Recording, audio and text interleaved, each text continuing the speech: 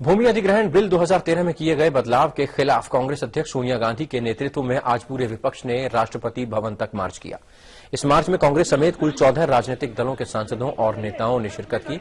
विपक्ष ने राष्ट्रपति को ज्ञापन सौंपकर उनसे इस मामले में हस्तक्षेप की मांग की।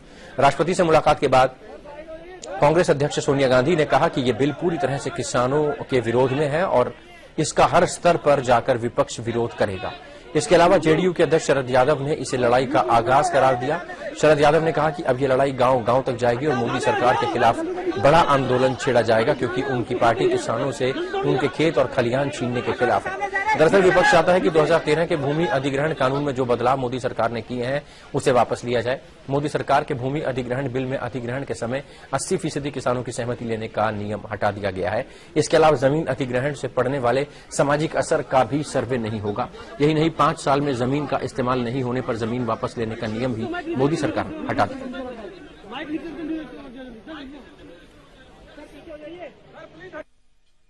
We have just got together to meet the President to present a memorandum to him. As I said, we belong to 14 different political parties. We have come together to oppose the Modi government's amendments to the right to fair compensation and transparency in land acquisition and rehabilitation and Resettlement Act 2013. All the progressive, secular, democratic and forward-looking forces are determined to defeat the Modi government's design to promote divisions and social disharmony.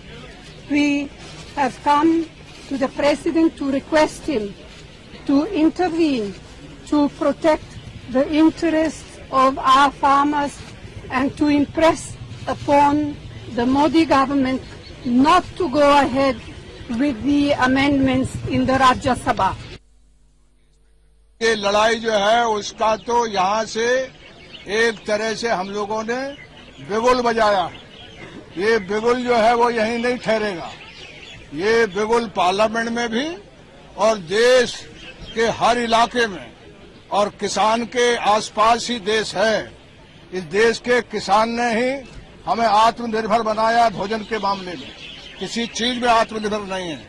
उसके खेत और खलिहान को छीनना हम देश की सबसे बड़ी खराब चीज मानते हैं और इसीलिए हम सब लोग आए हैं। और ये लड़ाई आर पार होगी और इस लड़ाई को जब तक होगा तब तक हम लोग लड़ेंगे और हम सभी पार्टियों के लोग यहाँ इसलिए आए हुए। We'll be happy if on the points that the left has been making, we have been making for long years, if the other opposition parties also agree, and it will be very good in the interest of the people of our country if such unity can be found on principles and on issues. You should not, we are not in this seeing any sort of any electoral alignment or anything of that nature. That's not the issue. The issue is to stop anti-people legislations from becoming law. Congress party का प्रश्न है जो आज मार्च राष्ट्रपति भवन में उन्होंने की है, उसका एकमात्र उद्देश्य है कि इस देश के विकास को रोकना। ये जो ऑर्डिनेंस आया है ये पूर्ण रूप से इस देश के कृषि क्षेत्र के पक्ष में है। इसके माध्यम से रूरल इंफ्रास्ट्रक्चर क्रिएट होता है, ग्रामीण क्षेत्रों में इंडस्ट्रियल कॉरिडोर बनते हैं, गरीबों के लिए जो गांव से शहर की तरफ आना चाहते हैं, पलायन करते हैं, उनके लिए हाउसिंग, घरों का निर्माण, जो अफोर्डेबल हाउसिंग है उसके निर्माण का प्रावधान है। अब समाज के इस वर्ग को भी प्रगति करने का अधिकार है, इसको भी अपेक्षाएं, उम्मीदें और एस्पिरेशंस के साथ जीने का अधिकार है। कांग्रेस का जो ऑब्स्ट्रक्शनिज्म है, जो रुकावट डालने का एक व्यवस्था है, वो इस राजनीति को रोकना।